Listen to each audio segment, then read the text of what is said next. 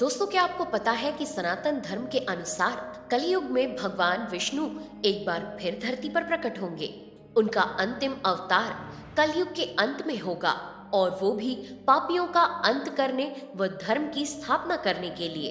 दरअसल हिंदू धार्मिक ग्रंथों और पौराणिक कथाओं के अनुसार कहा जाता है कि जब धरती पर पाप अपने चरम पर होगा, तब एक बार फिर भगवान श्री हरि विष्णु कल की अवतार के रूप में धरती पर प्रकट होंगे। भगवान श्री राम और भगवान श्री कृष्ण का अवतार भी पापियों और राक्षसों का विनाश करने के लिए हुआ और अब तक भगवान विष्णु के 9 अवतार हो चुके हैं, जो हैं मत्स्य अवतार, कूर्म अवतार, वराह अवतार, नरसिंह अवतार, वामन अवतार, परशुराम अवतार, राम अवतार, कृष्ण अवतार, वेंकटेश्वर अवतार और अंतिम 10वां होगा कल की अवतार। तो चलिए जानते हैं भगवान विष्णु के कलयुग में होने वाले कल की अवतार के बारे में। दोस्तों, श्रीमद् भागवत गीता में श्री कृष्ण के द्वारा कहा गया है, यदा यदा ही धर्मस्य ग्लानिर्भवति भारत अभ्युत्थानम धर्मस्य तदात्मानं सृजाम्यहम्।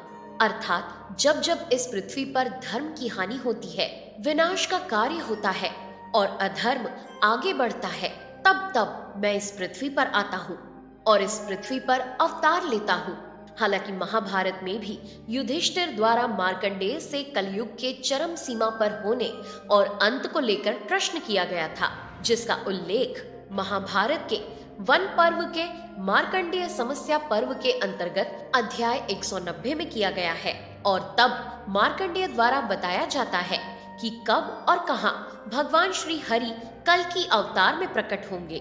वैसे आपको बता दूं कि भागवत पुराण के 12वें स्कंद में कल की अवतार के बारे में विस्तार से बताया गया है, जिसमें कहा गया है कि कल की अवतार कलयुग के अंत व सतयुग के संधि काल में होगा, यानी कि जब कलयुग खत्म हो रहा होगा और सतयुग का प्रारंभ होने वाला होगा और भगवान 1000 साल तक फिर से धरती पर राज करेंगे। हालांकि भगवान के कल की अवतार के बारे में कल की पुराण में वर्णन मिलता है और उसके अनुसार 4320वीं शती में कलयुग के अंत के समय में कल की अवतार लेंगे और इस अवतार का जन्म श्रावण मास के शुक्ल पक्ष की षष्ठी तिथि को होगा। वैसे कहा जाता है कि भगवान श्री राम और भगवान श्री कृष्ण ने भी अपने अपने युगों के अंत में ही धरती पर अवतार लिया था और दुष्टों का संहार किया था। दोस्तों, भागवत पुराण में तो कल की अवतार के बारे में संक्षेप में जानकारी मिलती है, लेकिन कल की पुराण में पूरे विस्तार से भगवान विष्णु के 10वें अवतार यानी कि कल की अवतार के बारे में वर्णन किया गया है। हमारे धर्म ग्रंथों में कल की अवतार के बारे में बताने के लिए एक श्लोक का उल्लेख मिलता है, जो ये दर्शाता है कि भगवान कल की कब और कहाँ अवतार लेंगे। ये श्लोक है, संभल ग्राम मुख्यस्य ब्राह्मणस्य महात्मन भवने विष्णु यशसः कल की प्रादुर्भविष्यति, जिसका अर्थ है संभल ग्राम में विष्णु यश नाम के एक श्रेष्ठ ब्राह्मण के घर भगवान अवतार लेंगे और उनके पिता विष्णु यश का मतलब है ऐसा व्यक्ति जो सर्वव्यापक परमात्मा की स्तुति करता है और लोक हितैषी है। भगवान कल की देवदत्त नाम के सफेद घोड़े पर सवार होकर अपनी तलवार से पापियों और दुष्टों का विनाश करेंगे और उसके बाद कलयुग का अंत होगा और सतयुग प्रारंभ होगा। शायद ही आपको जानकारी होगी कि भगवान विष्णु का कल की अवतार निष्कलंक अवतार के नाम से भी जाना जाएगा, जिसका मतलब है कला, शांति, शौर्य और दैवीय गुणों में उत्कृष्ट। कल की भगवान की माता का नाम सुमति होगा, जो अच्छे विचार रखने वाली तथा वेद पुराण और विद्याओं को जानने वाली महिला होगी। इसके अलावा उनके 3 बड़े भाई भी होंगे, जिनके नाम सुमन, प्राज्ञ और कवि के नाम से जाने जाएंगे। बता दें कि कल की अवतार में उनके गुरु भगवान परशुराम होंगे। कुछ शास्त्रों के अनुसार कहा जाता है कि उनकी 2 पत्नियां होंगी, एक लक्ष्मी रूपी पद्मा और दूसरी वैष्णवी रूपी रमा, जिनसे उन्हें जय, विजय और मेघमाल और बलाहक नाम के पुत्र भी होंगे।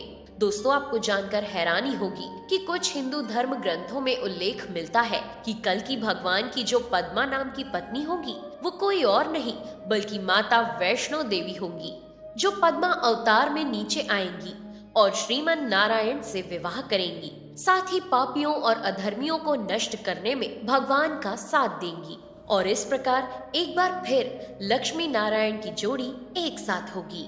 दोस्तों, कल्कि निष्कलंक अवतार है। भगवान का स्वरूप परम दिव्य होता है, यानी कि दैवीय गुणों से संपन्न। भगवान का रंग गोरा है, लेकिन क्रोध में उनका रंग काला भी हो जाता है। उन्होंने पीले वस्त्र धारण किए हुए हैं और उनके हृदय पर श्रीवत्स का चिन्ह अंकित है और प्रभु के गले में कौस्तुभ मणि भी है। इसके अलावा उनका मुख पूर्व की तरफ होगा, परंतु उनका घोड़ा दक्षिण दिशा में देखता हुआ दिखाई देता है, जो भगवान कल्कि की गति और सक्रियता को दिखाता है। और शायद ही आपको जानकारी होगी कि युद्ध के समय उनके हाथ में 2 तलवारें होंगी, जिससे वो अधर्मियों और दुष्टों का वध करेंगे। वैसे दोस्तों, हमने कलयुग के अंत की बात तो कर ली, लेकिन क्या आपको पता है कि आखिर कलयुग का प्रारंभ कब हुआ था? दरअसल भगवान श्री कृष्ण की मृत्यु के बाद द्वापर युग का अंत हुआ और कलयुग का प्रारंभ हो गया।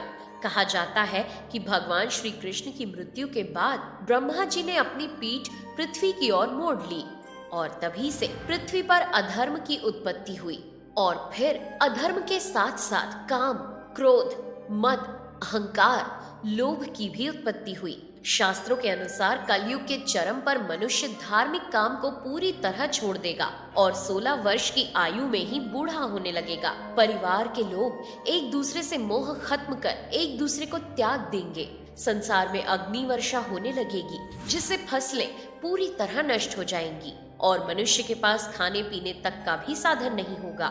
मधुरवाणी बोलने वाले पक्षी भी कड़वी बोली बोलने लगेंगे और चारों तरफ हाहाकार मच जाएगा। और तब भगवान विष्णु कल्कि अवतार में धरती पर आएंगे। कल्कि पुराण में वर्णन मिलता है कि जब भगवान विष्णु धरती पर प्रकट होंगे तो स्वयं गंगा जी अपने जल से उनका अभिषेक करेंगी और भगवान के अवतार के बाद सतयुग का शुभारंभ होगा और सबका मंगल होगा। पूरे विश्व में सुकाल आ जाएगा, सभी आरोग्य हो जाएंगे और सुखी जीवन यापन करेंगे। अब आप सोच रहे होंगे कि आखिर भगवान अपने गुरु भगवान परशुराम से कैसे मिलते हैं। तो आपको बता दूं कि अपने पिता के कहने पर भगवान कल्कि शिक्षा ग्रहण करने के लिए अपने घर से दूर महेंद्रगिरी पर्वत पर भगवान परशुराम के पास जाते हैं और उन्हें अपना धर्म गुरु मानकर उनसे शिक्षा ग्रहण करते हैं। और दक्षिणा देने की बात पर भगवान परशुराम उनसे दक्षिणा के रूप में उनके गुरु परशुराम उनसे कली का वध करने का वचन लेंगे और अपने धर्म गुरु को वचन देने के बाद भगवान कल्कि अपने गुरु के कहने पर भगवान शिव को प्रसन्न कर उनसे अस्त्र शस्त्र ग्रहण करेंगे। यानी कि शिव जी उन्हें गरुड़, अश्व और अत्यंत चमकदार और धरती का भार सहन करने वाली तलवार प्रदान करेंगे। उसके बाद सिंघल द्वीप में राज करने वाले राजा वृहदत्त की पुत्री पद्मा, जिन्होंने भगवान शिव की उपासना करके वरदान पाया था कि श्री हरि विष्णु ही उनके पति होंगे, और ऐसा ही हुआ। भगवान कल्कि के रूप में धरती पर प्रकट हुए भगवान विष्णु ने पद्मा से विवाह किया।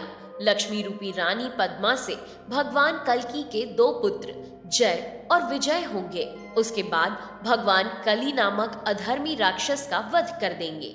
कली का वध करने के कुछ समय पश्चात भगवान विष्णु मल्हार नगर पहुँचे। चूँकि वहाँ के राजा शशिध्वज की पत्नी और राजा दोनों ही भगवान के बहुत बड़े भक्त थे, इसलिए राजा शशिध्वज उनसे युद्ध करके उन्हें मूर्छित कर देगा और भगवान को अपने साथ अपने घर ले जाएगा, जहां भगवान के पूछने पर वो भगवान कल्कि से अपनी पुत्री रमा का विवाह का प्रस्ताव रखेगा और भगवान कल्कि रमा से विवाह कर लेंगे, जिसके बाद उन्हें मेघमाल और बलाहक नाम के 2 पुत्र प्राप्त होंगे।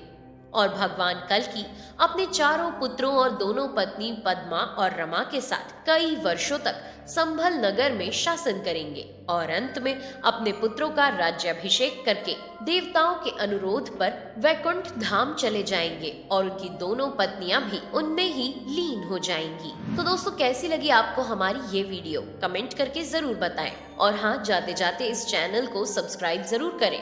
Thanks for watching.